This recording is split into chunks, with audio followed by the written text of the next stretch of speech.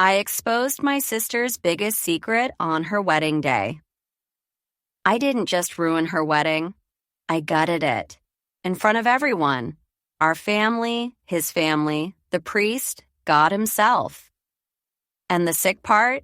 I don't regret it. Not one damn bit. Still with me? Cool, because by the end of this story, you might not know whether to hate me or admit you'd have done the same thing. I'm 30 now. This happened 3 years ago when I was 27. I grew up with one sister, Rachel, 2 years younger, prettier, louder, always the center of attention. If I was the responsible one, she was the fun one. That's how people described us. Translation, I was invisible. She was the star. And I didn't mind at first. Honestly, I loved her, protected her, covered for her when she snuck out, helped her with homework she didn't care about. That's what big sisters do, right? But Rachel wasn't the kind of person who felt grateful. She was the kind of person who saw love as weakness. She took and took and took until the day I decided she wasn't taking from me anymore. When I was 25, I got engaged. His name was Daniel. Not perfect, but solid. Kind. The first guy who made me feel seen instead of useful. And Rachel slept with him. Yeah, you heard that right. My little sister slept with my fiancé. I didn't catch them in bed. I'm not that cliche. I found out when I borrowed her laptop to print something. Messages, explicit ones. Her telling him she loved the way he touched her. Him telling her she was the better sister. I swear my vision went white, like my brain couldn't process what I was seeing. When I confronted her, she didn't even deny it. She laughed. You were never going to keep him anyway. That sentence lives in my bones. You were never going to keep him anyway. I called off the engagement that night. He begged. She smirked. I walked away from both of them. And for 2 years, I rebuilt myself from the ground up. Fast forward. I'm 27, single, working, healing. And one day, Rachel calls me. Guess what? I'm engaged. To who? Not Daniel, not some stranger. To a guy named Paul. And Paul was good. Too good. Sweet, funny, stable job, family money, but not spoiled. The kind of guy who would have been my dream if I still believed in dreams. And he didn't know. He didn't know who she really was. Didn't know what she was capable of. I thought, fine, let her play house. She'll implode eventually. But then came the bridal shower. Her friends, her smug little smile, her opening gifts and gushing about her perfect man. She caught my eye across the room, leaned over and whispered, Guess I'll actually be the first sister to get married. And I knew. I couldn't let it go. I started slow, checking her social media, watching for cracks. Turns out Rachel hadn't changed. While Paul was working late, she was texting an old flame. While she was dress shopping, she was sneaking off to hotel rooms. Different guy this time. Some personal trainer she met at yoga.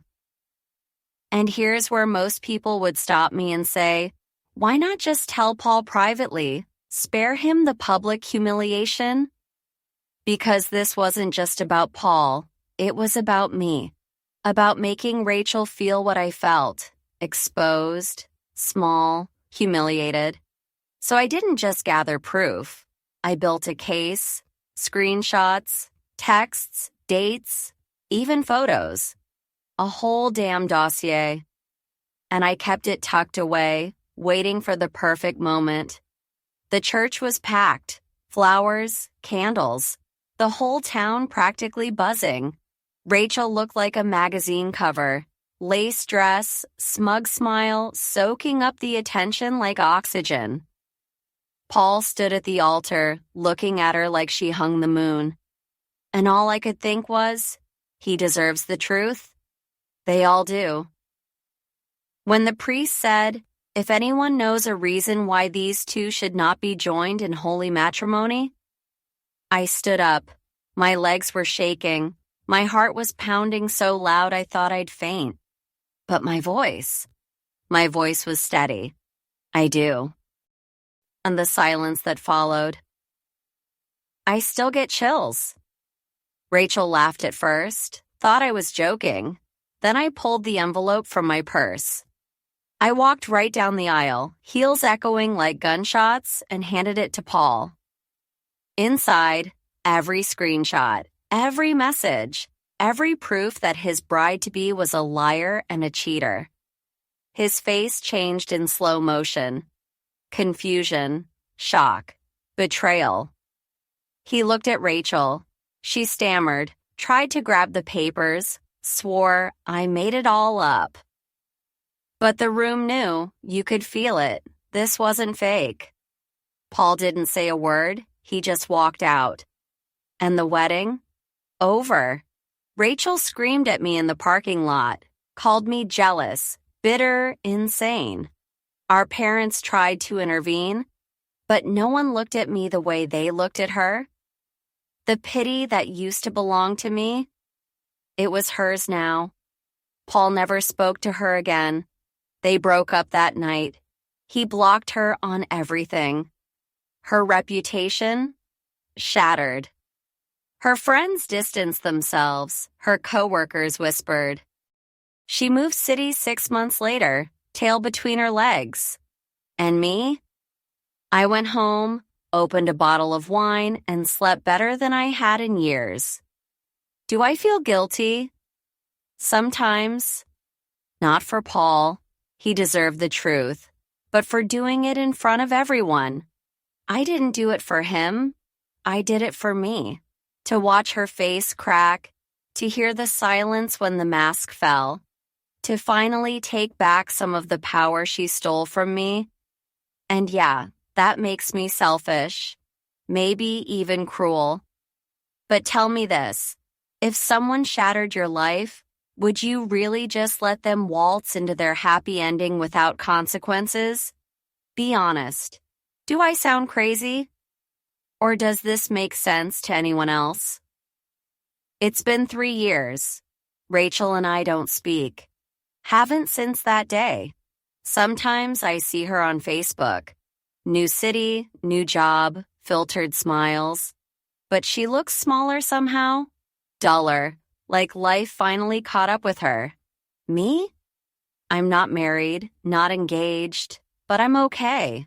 Better than okay. Because I know I'll never be her punching bag again. Last week I got a letter, handwritten, no return address. It was from Rachel. 3 words. I still hate you. And I laughed. Because hate? Hate means she still thinks of me. And as long as she does, I've already won.